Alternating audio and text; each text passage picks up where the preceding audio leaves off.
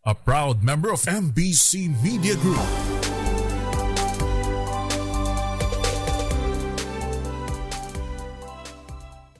Mga kalunas, dahil sa inyong pagtitiwala, ang Lunas ay may extension na. Lunas Extension.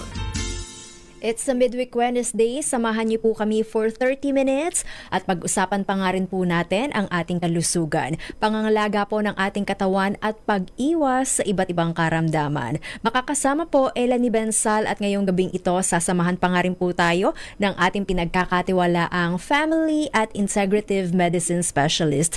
I-welcome po natin sa ating palatuntunang Lunas Extension, Dr. Irene Lim. Good evening at kumusta po? Good evening, Eli, and to all our listeners, and Happy New Year po uli. And hopefully kayo po ay nasa magandang kondisyon at good health. Yes, Happy New Year nga po sa mga nakapag-adjust na dahil isang linggo na ang nakalipas, Doc, matapos ang mahabang vacation and holiday mode. Ito, balik trabaho, balik eskwela na talaga ang lahat, physically, mentally, financially. Yes.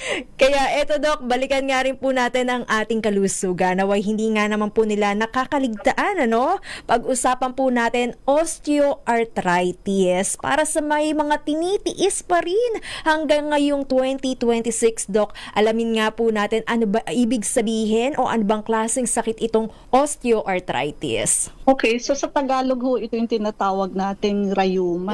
No? But of course, pag rayuma, tatlong klase ho ang rayuma. Osteoarthritis, rheumatoid arthritis, and gouty arthritis. But ang pag-uusapan ho natin is osteoarthritis. Ito ho yung pinaka-common. We call it wear and tear. But actually, it is more than that. Degenerative joint disease po ito na characterized by progressive loss of articular cartilage. So yung cartilage yung nakabalot sa buto. Okay. Kung kakain kayo ng drumstick, yung parang gulugod doon na medyo malambot sa dulo, yun ho ang cartilage. Subchondral bone remodeling, nagkakaroon ng osteophyte formation, and pati ho synovial fluid is affected. So low-grade synovial inflammation. So hindi ho siya purely wear and tear. It is an active metabolic and inflammatory process. Pati ho yung chondrocyte natin, ibig sabihin yung formation ng cartilage, nai-imbalance ito between cartilage synthesis and degeneration. Kaya ho yung cartilage doon, yung ligaments, yung tendons, pati buto, nauupod po yan, nasisira. At kadalasan ho, hindi na ho na ibabalik yan. So sa madaling salita, Doc, ito yung mga maaring maapektuhan kapag mayroon tayong osteoarthritis, yung knee cartilage, 'di ba? Yung parang bukong-bukong bang tawag dun, Doc, sa Tagalog? Hindi. Sinabi kong bukong-bukong yung sa chicken, yung dulo ng chicken. But ang commonly affected joints dito are, of course, yung tuhod po, yung hips, yung spine, so pati ho spine, usually cervical sa may leeg, and lumbar sa may pang-upo natin. And also, pwede rin ho ito sa kamay at pati ho sa thumb.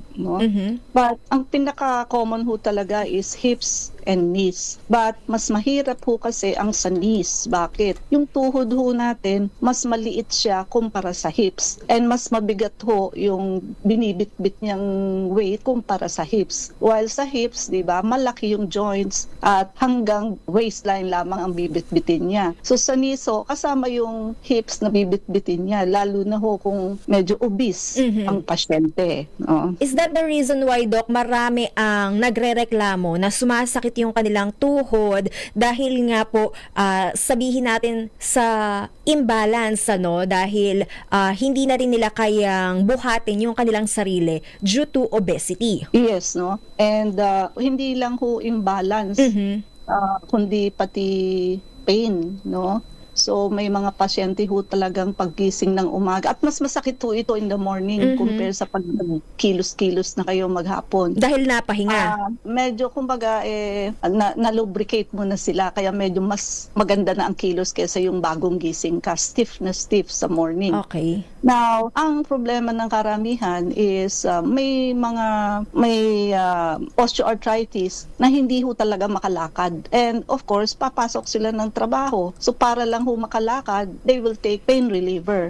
And if that is the case, edi araw-araw ka hong iinom. Kasi kung sa tuwin na lang hong umaga ay hindi ka makakilos, so mapipilitan. Ang problema, ito hong ating mga pain reliever which is NSAID, non-steroidal anti-inflammatory drug. Example ho niyan, mefenamic acid, naproxen, at iba pa hong pain reliever. Ang side effect ho talaga sa kidney. So, dapat ito ginagamit paminsan lamang po. Hindi ho pwedeng araw-araw. Kaya may mga pasyente hong osteoarthritis ang sakit pero ho nauwi sa dialysis. No? Kasi ho, hindi naman sa inabuso. Kung hindi, wala ho silang choice kung hindi uminom ng pain reliever para lang ho makapag-function sila. No? So, ayan po. No? So, sino at yung high risk na maituturing natin na magkaroon ng osteoarthritis, Doc? Nasa lahi nga rin po ba yan or nasa gender? Kasama rin ang lahi. No? But sa gender, wala naman. Yung edad ho, no? Kaya lang yung edad is something that inevitable. Siyempre, hindi natin maiiwasan yan. And also, yung obesity talaga. Siyempre, sa obesity, yung mechanical load. No? And ito ang isa sa nakakalimutan ng may osteoarthritis. Nakakalimutan ho nilang mag-weight loss. No? So, kung ano-anong pangalis lang ng pain, nakakalimutan nilang bawasan ng timbang. Kasi ho, added load yun sa hips ninyo tsaka sa knees. Pagka ho mabigat kayo. Example, lagpas kayo ng 10 kilos. So, para ho kayong may bit-bit na 10 kilo. Kaya nakaupo, kaya nakatayo, kaya nakahiga. Bit-bit nyo ho yan 10 kilong yan. And yung may mga previous injury na or surgery, ayan, prone din yan sa osteoarthritis. Yung may misalignment ng paa or tuhod or sa spine, high risk din po yan. Yung may mga muscle weakness at metabolic syndrome tulad ng insulin resistance. And katulad ng binanggit mo kanina, genetics also plays a role, no? Alamin nga rin natin, Doc, yung mga sintomas, maliban nga po sa kirot, pananakit, ano pa nga po ba yung ibang nararamdaman ng mga may osteoarthritis o yung mga red flag warning na maaari nilang na-encounter na kailangang bigyang pansin sa ating pagbabalik. Meanwhile, Doc, bagong taon, bagong promo, meron nga po bang dapat abangan ng ating mga listeners and viewers? Okay, so atin hong buy 2+1, detoxification. So, detox and blood cleansing, mafi-free nyo ho ang ating vector scan. Yung atin hong soap, 5+1 pa rin ho siya. So, anti-aging soap and anti-whitening soap. So, IV, anti-aging soap and IV whitening soap. Napakabisa ho niyang pambanat at pampaputi ng skin, no? At kahit ho bagong gamit lang ho kayo, makikita nyo ang difference, no? And yung atin hong beauty set, so yan ho ay napakagaling magtanggal ng blemishes and impurities sa mukha. And ayan ho, kahit bagong lagay lang kayo, you will see the difference. And of course, our coffee, Dr. Irene Lim's Herbal Coffee, wala hong tumikim nito na hindi nasarapan. At napakasustansya ho kasi 15 powerful natural ingredients ang laman ho nito. At daig pa ho ang uminom kayo ng supplements. Kaya araw-araw ho marami ho itong napapagaling depende ho sa comorbidities ninyo. And para ho makadiscount kayo at kung gusto nyo maging reseller, so buy bulk ho ang bilhin nyo. Buy 10 boxes, discount of 50 pesos per box. Buy 20 boxes, discount of 90 pesos per box. And buy 30 boxes, discount of 100 pesos per box. And yung mga elderly ho na ayaw nung hirap na ho medyo lumakad, ngayon pa lamang ho magpa-treatment na kayo sa clinic at wag na hong hintayin na maging alagain at maging bedridden. At yung mga tao hong ayaw ng opera, ayan, gallstone, kidney stone, barado ang puso, dito ho sa clinic walang operasyon pero gagaling ho kayo, no? So non-invasive po. And ang atin hong libro, book 1 and book 2, makiagaw na ho kayo at medyo limited lang po ang aming stock. So ayan ho,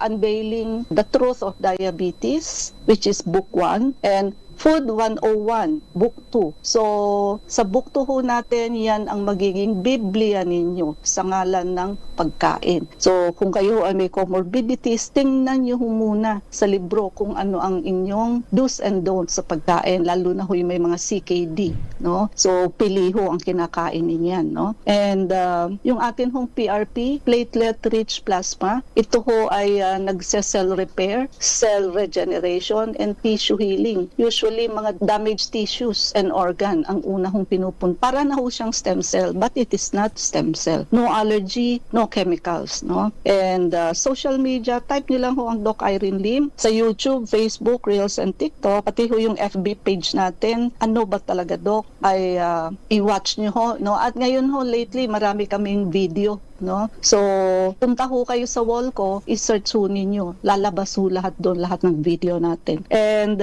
tayo ho ay nasa Unit 1101, Clinica Medica 101, Centuria Medical Makati. Our hotline 8546-9412, 0922-875-2899, 0919-995-6168. I repeat, 8546-9412, 0922-875-2899, 0919-995-6168. Usapang osteoarthritis o rayuma, babalikan po natin maya-maya sa ating palatuntunang Lunas Extension sa DZRH at RH-TV. RH number.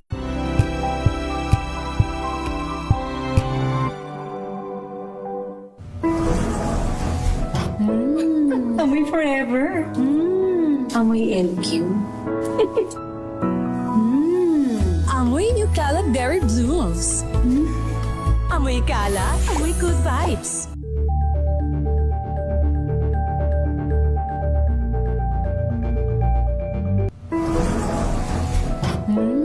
Amoy forever.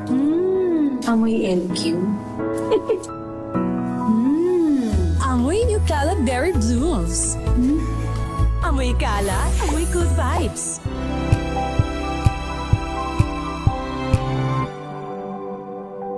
Hello, Washi! Laundry day na naman! Yay! Anong meron? Mancha ng chocolate, Oh. putik, may libag pa! Kaya natin yan!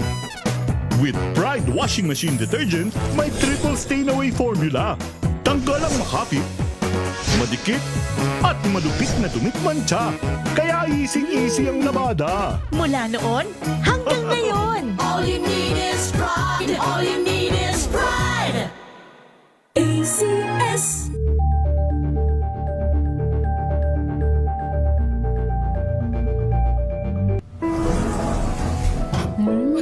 Amoy forever.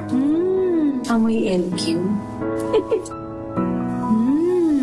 Amoy New Cala Berry Blooms. Amoy Cala, amoy good vibes.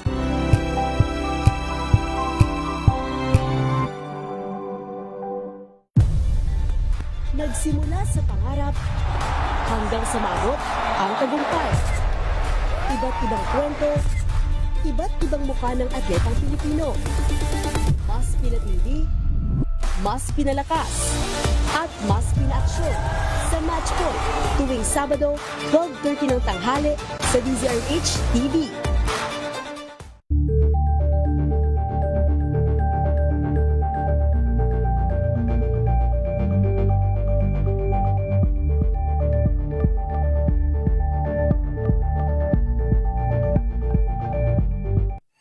Mga balitang gigising sa inyong umaga. Mga balitang kailangan mong malaman. Mapapakinggan sa ACS Balita sa 2x2.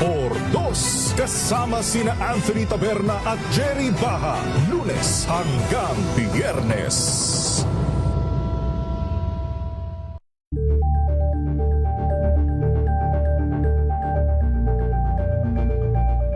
Tambalang Anthony Taberna at Jerry Baha ang gigising sa inyong umaga dahil lalatay ang humahagupit na diskusyon at komentaryo Lunes hanggang Biyernes sa 2x2.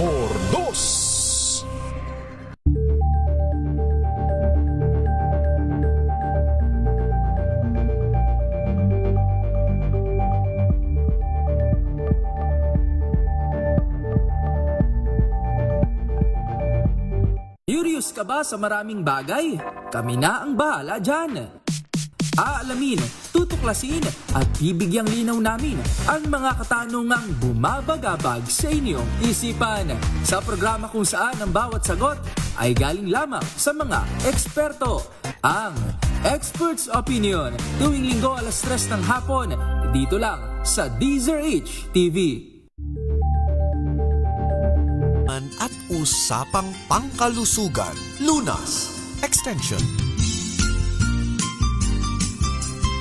Nagbabalik second part ng ating discussion dito pa rin po sa programang Lunas Extension sa DZRH at RHTV. Kasama pa rin po natin Dr. Irene Lim at para sa mga kakatune in rin lamang, pinag-uusapan nga po natin osteoarthritis o rheuma. Para sa mga nakaka-relate, pwede nyo pa nga rin po kaming i-message sa ating Facebook page na DZRH News. Balikan nga po natin, Doc, o sabihin na nga rin po yung mga red flag na hindi po natin dapat ibaliwala or hudyat na nga po, Dok, na kailangan na rin po nating magpatingin sa doktor para alam nga rin po natin kung paano ito i-address at hindi na magtiis. Okay. So, ito ho ay very common talaga sa elderly, no? At 'di ba sinasabi ko sa inyo na 'wag na hong hintayin na kayo ay maging alagain at bedridden. Napakahirap po kahit kayo ay may apo at anak, hindi ho kasiguruhan 'yon na kayo ay may mag-aalaga sa inyo. Napakahirap po, 'di ba? Yung pupunta ka lang ng CR, kailangan mo ng assistance. Kakain ka lang, kailangan mo ng assistance. So, hindi ho magandang ganun. Karamihan ho, pain nagwo-worsen with use. So mas ginagalaw nyo, mas masakit at nai-improve ho ito with rest, pahinga. Ayan, morning stiffness, paninigas ho ng mga kasukasuan. Usually less than 30 minutes upon wake up. May crepitus, sabihin pag binebend yung nagtutunugan yung mga buto. Okay. And reduce na ho ang range of motion. Yung katulad ng iikot mo yung tuhod mo, limited na ho, hindi nyo na magawa.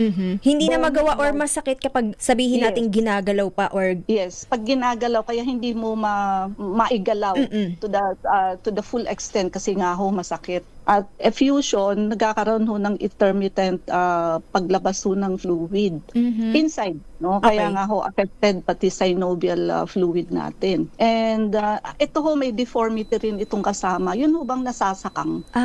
Nakakita na ba kayo ng matanda nasakang na ho siya? Yung palabas ho yung dalawang binti. So na dati naman hindi. Kaya lalo hong hirap maglakad pagka ganun na ho ang buto, no? Dulot rin pala yun ng osteoarthritis. Yes, oo. And kasi pinabayaan nila. Kailangan, napapansin mo pa lang na ganun, kailangan na ho magpagamot. Huwag ho kayo mag-self-medicate lang. And ang mga red flag ho natin, prolong nga ho yung morning stiffness, dapat less than 30 minutes, nagiging more than 1 hour na po. And systemic symptoms, no? Ibig sabihin, halos buong katawan na ho affected. Aabot sa buong katawan, Dok? Hindi lang tuhod? Hindi lang tuhod po, no? And kasi yung inflammation mo, pag na-inflame yung tuhod mo, ibig sabihin, inflame yung buong katawan mo. And red hot joint, ayan. Pag may mga mapupula at mainit yung mga joint ho ninyo, red flag ho yun for osteoarthritis, no? And sudden severe pain, bigla hong napakasakit. Kumbaga ay nagulat ka, bakit bigla ka na lang may masakit, no? So yan hong mga yan ay kailangan nyo hong ilapit sa doktor para ho hindi kayo ma-dialysis at inom ng pain reliever every day. Doc, may question dito, ang osteoarthritis, normal nga rin lang daw po ba na sumumpong yung pangingirot or yung pananakit, yung inflammation na tinatawag natin kapag ganitong malamig yung panahon? Kapag yung December to February, halos, di ba, ganyan? Yes.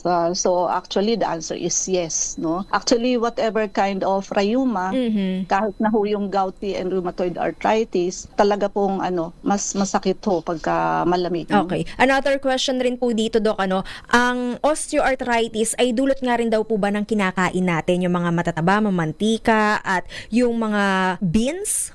Yes, but mas affected ho pagka gouty arthritis. Ang gouty arthritis, so yun yung mataas ang uric acid. Now, ang sabihin na natin ang osteoarthritis, hindi ho yung uric acid. But of course, pag mataas ang uric acid mo, may inflammation ka rin. So, sa point ng inflammation, pwedeng sumumpong ang osteoarthritis mo. Not much on uric acid kasi gouty arthritis yun. So, ibig sabihin, you should avoid pa rin ho yung mga pagkain na bawal sa may gouty arthritis, which is beans, nuts, ayan hong tawag dito, oatmeal, and mga internal organs, so cheese, yan ho ang mga dapat iiwasan ninyo. And yung nightshade products tulad ho ng eggplant, no, yung potato, tomato, bell pepper, yung red ho na bell pepper. So nakaka-inflame ho kasi. Ang osteoarthritis so kahit na nga wear and tear, of course, inflammation from gouty arthritis may also give you and aggravate osteoarthritis. Pag-usapan naman po natin diagnosis, Doc. Paano nga po ba malalaman kung may osteoarthritis ang isang tao? Okay, aside from the symptoms, pag x-ray ho, meron kang joint space narrowing. So yung talaga hong space ng buto ninyo lumiit sa x-ray. Ayan, osteoarthritis so yan. Pagka meron kayong osteophytes, yung mga bagong tubong buto ho, maliliit. And pagka merong subchondral sclerosis, subchondral means cartilage. Tsaka may mga subchondral cyst. Now, sa MRI ho, ang nakikita, early cartilage, meniscus, bone marrow lesion. Although hindi naman ho routine ang MRI, bukod sa mahal, sa x-ray ho kasi kita na siya. And sa laboratories naman, blood test, usually niro-rule out ang RA or rheumatoid arthritis and also test for uric acid. Kasi pag nag-positive ka sa rheumatoid arthritis, rheumatoid factor, sorry. Pag nag-positive ka doon, rheumatoid arthritis ang klase ng rheuma mo. Pag tumaas naman ng uric acid mo, gouty arthritis ang rheuma mo. So, ang osteoarthritis po, negative sa RA and negative sa uric acid sa laboratory test. No? How do we treat osteoarthritis naman, Doc? Ano? Kung kanina sabi natin mga pain reliever, hindi naman talaga dapat gawing pang forever na gamot, ano? Kailangan may limit rin lamang para hindi nga po maapektuhan yung ating organs. So, paano nga po ba natin ito ginagamot? Okay, sabi nga natin, kadalasan ho na kakalimutan ang ating weight reduction at puro na lang ho sa pain reduction ang naiisip dahilan ho sa pain. So, kailangan nyo mag-lose ng weight, 5 to 10% ng original weight ninyo para humalesen yung pain. And exercise therapy, yung mga low-impact exercises lang po, tulad ng simpleng walking, yung stationary bike, and swimming. But of course, yun po kung kaya nyo pang mag-swimming. Ano? And merong mga quadriceps strengthening, hip abductor, core stability, yan ho yung medyo konting stretching. Hindi ho pwede mag-high-impact exercises like jogging, running, hindi ho po pwede, lalo hong lalala. And pwede rin ho magpa-PT or physical therapies, and patient's education is very important.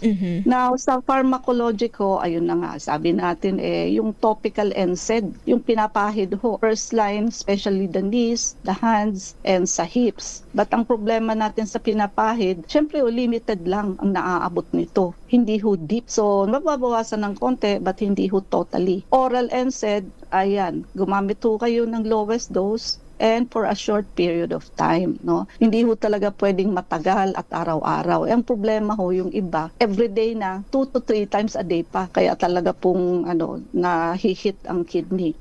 Pwede nga rin po ba, Doc, yung mga pag-inject dito? Pwede rin. Yung parang pag-lubricate, ano? Tulad ng hyaluronic acid, i-inject mo mismo doon sa tuhod. But after 3 to 6 months, kakainin na rin ng katawan mo yun. Okay. So, papa-inject ka na naman. No? Also, corticosteroid, short-term relief. Pag nawala na ho yung steroid, uulit din siya. So, paracetamol pwede rin. No? But of course, limited lang ho ang efficacy ng paracetamol. Ang tama naman ho ng paracetamol, liver. But hindi naman din ho katulad ng tama sa kidney. And meron naman din hong opioids. But ayun, i-avoid ho pagka in the line of opioids kasi addictive active ho siya. Surgical, ito na ho ang end stage, no? So, opera, refractory pain, and functional loss. But I discourage you from doing surgery kasi ho, usually ang lalagyan ito. Now, problema ho, yung metal na ilalagay sa iyo ay, of course, matigas.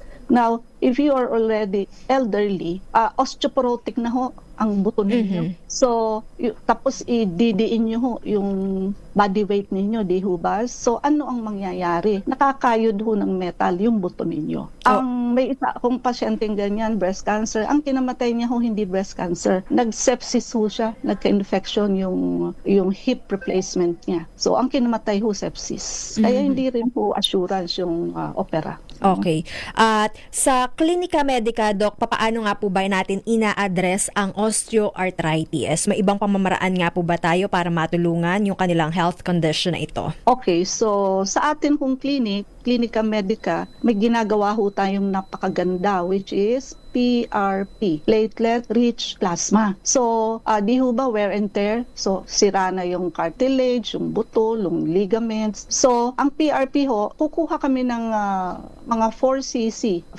cc ng blood ninyo, then ipaprocess ho namin yan. Isil-separate ho natin yung puti at pula. Ang iha-harvest ho natin yung liquid ng blood. Nandiyan dyan ho kasi ang mga growth factors, no, na gawa ng Diyos. Bigay ho talaga sa atin. Nasa sa atin lang ho kung paano natin gagamitin sa ating mga sakit. So yung mga growth factors yun na nasa serum ng dugo, yan ho ang magpapatubo ng mga damaged part natin. And so wala hong allergy, walang chemicals, and pupunta ho kasi yan pag in-inject namin sa inyo doon sa damage site muna siya pupunta, kung saan ho may sira ang organ ninyo, bago ho siya pumunta sa ibang cells natin na walang damage. Kung kayo naman ho ay walang damage, mangyayari ho sa inyo is anti-aging, para ho kayo nagpa-stem cell. Babata at magbo-bloom ho kayo talaga. So, ang tanong sa inyo ng ibang tao, nagpa-stem cell ka ba? So, ganun ho ang ano. So, PRP ho ang future ng osteoarthritis. At marami na ho kaming pasyente na napagaling at nakalakad sa osteoarthritis. Kaya ho, very successful po ito, no? Okay. Papaano nga po, Doc, makakatulong rin ang herbal coffee aside sa PRP? Okay, so ang problema ho sa osteoarthritis, hindi lang ho ito problema sa buto or cartilage. So mataas ho ang inflammation, maraming oxidative stress, mahina ang cellular repair, mabagal ang healing response. Kaya kahit may gamot, pain reliever at injection, panandalian lang ho ang ginhawa. Ang masama pa ho dito, habang pinapatay lang ang sakit, tuloy-tuloy pa rin ho ang pagkasira ng kasukasuan. Kaya dumadating ho sa punto na mas madalas ang sakit, mas kaunti ho ang galaw, so limited ang motion, mas umaasa sa gamot. At sinasabi na ng last option na lang ang solution. Now, kaya ang approach natin, sabi nga natin, is PRP and pinapagana ang natural repair mechanism ng katawan at yung atin hong Dr. Irene Lim's Herbal Coffee, hand in hand, tandem ho siya ng PRP. So, anti-inflammatory support ho ang binibigay nito sa atin. Isa ho sa main problem natin is inflammation. And meron ho kasi itong 15 powerful natural ingredients na mag-a-address or will serve as anti-inflammatory support. May antioxidant din ho ito laban sa oxidative stress. Pag sinabi ho nating oxidative stress, mas marami ho yung free radicals kesa sa antioxidant natin. So, free radicals ho ang gumagawa ng sakit at pain sa atin. Kaya dapat marami tayong antioxidant which is galing sa vitamin C, vitamin E at marami pa hong iba, no? Kasi panay banggit natin ng oxidative stress, hindi naman ho naintindihan, no? Support circulation and metabolism. Gumaganda ho ang daloy ng dugo, pati ang metabolismo ng katawan at tinutulungan ho ng ating coffee ang katawan na maging healing ready. So ibig sabihin ho, mas maganda ang response sa PRP, mas tumatagal ang ginhawa, mas bumabagal ang joint degeneration kapag ho isasabay natin sa ating Dr. Irene Lim's Herbal Coffee. So ang atin hong coffee ay nag-aayos ng environment ng katawan. Kapag pinagsama mo ho ang PRP at coffee, mas maganda ho ang resulta natin. Okay. Para nga po muli, Doc, sa mga interesado sa PRP at sa Herbal Coffee, papaano nga daw po sila makaka-avail nito? Ang inyo pong clinic address, hotline number. Okay, so ulitin ho natin yung Buy 2+1, so detoxification and blood cleansing program. malilibre nyo ho yung vector scan when you avail of this. Yung drip ho, kahit wala kayong check-up, pwede ho kayong magpa-drip. Power drip po ang gawin ninyo kapag ka ho may osteoarthritis kayo, all-in-one po yun. At yung atin hong sabon, IV anti-aging soap, IV whitening soap, napakagaling ho niyan, magbanat at magpaputi ng skin. Tuwang-tuwa ho dyan ang mga elderly natin. And beauty set, napakagaling ho magtanggal nito ng blemishes and impurities. Kahit ilang araw pa lang ho ng pag-a-apply nyo, makikita nyo ho yung difference. And of course, our coffee, malaki ho ang maitutulong nito sa may osteoarthritis. Dahilan ho doon sa mga binanggit nating reason. And ayun nga ho, no? So, by bulk ho kayo bumili kung gusto nyo ng discount and gusto nyo mag-resell, yung madi-discount ho ninyo, parang yun na din ho ang magiging profit ninyo. And buy 10 boxes, discount of 50 pesos per box. Buy 20 boxes, discount of 90 pesos per box, and buy 30 boxes, discount of 100 pesos per box. At yung atin hong anti-DM and anti-obesity, so anti-diabetes mellitus, so once a week shot lang po ito para ho sa mga hindi na ho maibaba ang sugar. And delikado ho yung kasi ang komplikasyon ho mangyayari, which is pagkabulag, dinadialysis, makalakad. So, sure ho, nasa once a week ninyong injection, talaga hong ipapasok kayo sa normal ng ating once a week shot. Pati na rin ho pagpayat kasama ho dito. And elderly, ayan ho, kung kayo ho ay may osteoarthritis, wag na hong hintayin na kayo hindi na talaga makalakad, maging alagain at maging bedridden. No? At yung mga ayaw ho ng opera, gallstone, kidney stone, hindi ho ino-opera yan sa clinic pero mapapagaling namin kayo. And yung mga baraho, so we have a non-invasive procedure or protocol for barado ang puso. And PRP of course, so platelet-rich plasma, ito ho ang magse-cell repair, cell regeneration, and tissue healing ng ating mga damaged parts sa osteoarthritis. And also yung ating book 1 and book 2, Unveiling the Truth of Diabetes at Food 101, makiagaw na po kayo, dagsa ho ang bumibili kong ating libro. No? And social media, type nyo lang ho ang Doc Irene Lim, both sa YouTube, Facebook, Reels, and TikTok, and yung atin hong FB page, ano ba talaga, Doc? So, naka-upload ho dyan yung mga bago nating videos, no? So, para ho eye-opener sa inyo, no? Napakarami hong nag-react sa ating mga videos, kaya panoorin nyo po. Unit 1101, Clinica Medica 101, Centurion Medical Makati. Our hotline, 8546-9412. 0922-875-2899, 0919-995-6168. I repeat, 8546-9412, 0922-875-2899, 0919-995-6168. Thank you so much, Dr. Irene Lim, and keep safe always. God bless po. Okay, do one good thing a day makes this world a happy place. Maraming salamat po. Good night. Keep safe. Maraming salamat nga rin po, Luzon, Visayas at Mindanao. Yan nga po ang kabuuan ng ating discussion about osteoarthritis o rheuma. Kung kayo ay may iniinda, wag pong mag-atubili na magpakonsulta sa ating mga pinagkakatiwalaang espesyalista. Nakasama nyo nga rin po Ella ni Bensal, bumabati ng magandang gabi at magkarinigan tayo hanggang sa susunod dito pa rin po sa programang Lunas Extension sa DZRH at RHTV. Mga kalunas, hanggang bukas dito sa Lunas Extension.